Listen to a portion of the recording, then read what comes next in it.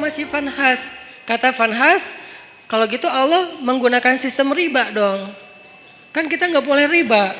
Allah melarang kita riba, tapi dianya sendiri pakai cara riba. Gara-gara dia lagi butuh duit, nggak punya harta, minjam ke kita, biar kita mau, akhirnya dia pakai cara riba. Nggak fair dong Allah kalau kayak gitu. Marah Abu Bakar. Langsung ditonjok sama Abu Bakar Fanhasnya. Gubrak. Wah, Abu Bakar aja yang selama ini kalem, diam aja. Orangnya sabar kalau dirinya yang kebayang nggak ketika di Mekah Abu Bakar itu dikeroyok orang gara-gara ngebelain Nabi. Sampai saking dahsyatnya mereka mengeroyok Abu Bakar, itu wajah Abu Bakar tuh hancur dan nggak dikenali. Kamu siapa Abu Bakar? Kok jadi gitu? Mukanya tuh hancur. Abu Bakar terima digituin. Tapi ketika Allah dihina sama Fanhas, wah itu digebukin terus-terusan sama Abu Bakar. Sampai Fanhas dibela rame-rame, terus Abu Bakar pulang. Fanhas datang ke Rasulullah SAW bilang, ya Muhammad, lihat nih apa yang dilakukan sahabat kamu kepada saya. Ini yang kamu bilang Islam, yang katanya damai segala macam. Siapa yang melakukan itu? Abu Bakar. Rasulullah aja nggak percaya. Abu Bakar? Kalau Umar, Nabi percaya. Karena Umar kan orangnya tegas, keras kan. Ghalidun syadid, itu julukan Umar. Keras dan tegas, Umar. Sampai ada yang datang ke rumah Umar nanya tentang satu masalah. Kata Umar, kenapa kamu tanya ke saya? Kan ada Rasulullah di tengah-tengah kita. Jadi nggak boleh nanya fatwa hukum tentang agama kepada seseorang ketika ada Nabi di situ, tuh nggak boleh. Salah fatal. Sama kayak kita ada ulama, nanyanya yang bukan ulama, nggak boleh nanya ke ulama aja. Makanya ketika kita nanya tentang agama bukan ke ulama, padahal di bangsa Indonesia ini banyak ulama, kita tuh udah salah. Jadi nanya aja udah salah, pasti jawabannya lebih salah. Walaupun benar tetap salah. SOP-nya nggak kayak gitu. Nah ada orang datang ke Umar nanya tentang agama. Kata Umar, kenapa kamu nggak nanya ke Rasul? Masa nanyanya ke saya? Kata dia, saya udah datang ke Rasul. Terus apa jawaban Rasul? Jawaban Rasul saya nggak berkesan. Maksudnya kayak bukan itu yang saya harapin. Dia kayak maksa gitu, pengen jawaban sesuai harapan dia. Kan ada orang kayak gitu kan. Nanya pengen nemu jawaban sesuai harapan. Kalau nggak nemu nanya lagi ke ustadz yang lain. Sampai nemu yang mengatakan, oh udah ini halal. Baru dibilang, tuh kan kata saya juga. 9 ustadz bilang haram, 1 ustadz bilang halal, dia ambil yang 1. Nah ini masih mending lah sesama ustadz. Ini mah Rasul. Rasul udah kasih jawaban, tapi saya nggak cocok gitu. Makanya saya tanya kepada kamu. Menurut saya kamu bijak. Dipuji-puji Umar.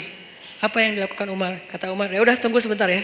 Dia masuk, keluar bawa pedang. Udah dihunuskan pedangnya. Bukan bawa pedang dalam sarungnya, dihunuskan pedangnya. Ini nih jawaban saya nih, langsung kabur tuh orang. Itu Umar.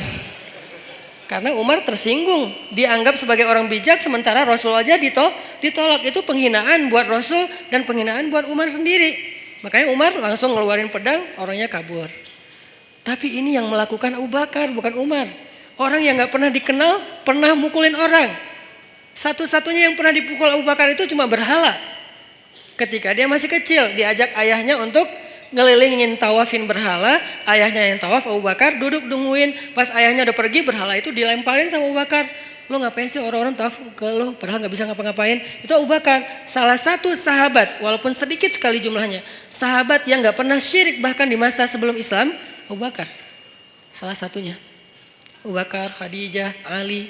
Ini orang-orang yang dari sebelum Islam pun mereka nggak pernah syirik, nggak pernah nyembah berhala. Tapi yang lain pernah lalu bertaubat dan masuk Islam, kemudian menjadi lebih baik. Abu Bakar yang melakukan. Rasulullah, Abu Bakar, dipanggil Abu Bakar. Lalu Nabi nanya baik-baik karena ini Abu Bakar nih, orang yang wibawa, orang yang baik hati, orang yang lembut. Nggak boleh langsung dipercayai aja nih omongan, apalagi nih Fanhas yang ngomong. Rasulullah nanya, ya Abu Bakar, ini perbuatan kamu? Ya Rasulullah. Nabi kaget. Jadi itu bukan hoax. Benar nih Abu Bakar nonjokin orang, gebukin orang. Ya Rasulullah. Ya Abu Bakar, kenapa kamu pukul dia? Apa jawaban Abu Bakar? Ya Rasulullah, inna aduwallah qala qawlan aziman annallaha faqirun wa annahum minallahi anillahi aghniya. Ya Rasulullah, sesungguhnya musuh Allah ini mengatakan satu kalimat yang sangat fatal, yang sangat buruk tentang Allah. Dia bilang Allah itu fakir dan mereka itu kaya dan tidak butuh kepada Allah. Maka ghadibtu lillah ya Rasulullah. Saya marah karena Allah ya Rasulullah. Rasulullah nanya ke si Fanhas, Fanhas, benar kamu bilang Allah fakir? Enggak, namanya juga orang Bani Israel. Enggak semua Yahudi itu kayak gitu. Karena ada Yahudi yang lurus dulu, enggak tahu sekarang. Tapi umat Yahudi kan Nabi Musa Yahudi yang membawa agama Yahudi. Kemudian nanti ada keluarga Nabi Musa yang Yahudi termasuk sampai Zakaria, Imran Yahudi kan. Jadi bukan agamanya, Bani Israel lah yang paling bawel itu. Ternyata dia bohong, dia bilang enggak. Wah Abu Bakar udah mukulin saya, sekarang dia memfitnah saya. Muhammad, beginikah didikanmu terhadap sahabatmu? Rasulullah bingung, mana yang benar nih? Abu Bakar mukul Fanhas, tapi Fanhas bilang saya enggak mengatakan hal yang kayak gitu. Saya disakitin sama Abu Bakar. Abu Bakar itu emang benci sama saya sejak dulu. Akhirnya ketika Nabi tidak bisa menilai siapa yang benar, siapa yang salah, turunlah ayat ini. Allah mendengar pembicaraan orang yang mengatakan Allah fakir dan kami kaya. Dengan segala macam kemarahan Allah juga marah tuh. Di sini Allah kayak bilang, aku juga marah, bukan Abu Bakar doang, kata Allah. Jadi Abu Bakar kayak dibela gitu sama Allah. Abu Bakar, bareng kita marah sama dia. Gitu. Kan keren ya Abu Bakar ya di situ ya. Sampai Allah mengatakan apa tadi ayatnya teh? Wa naqulu dzuqu adzabal harik, dan kami balas ucapan mereka dengan kalimat dzuqu adzabal harik, rasakan azab yang membara. Itu tuh ancaman Allah kepada Fanhas nanti di akhirat. Artinya Allah tuh merestui Abu Bakar marah.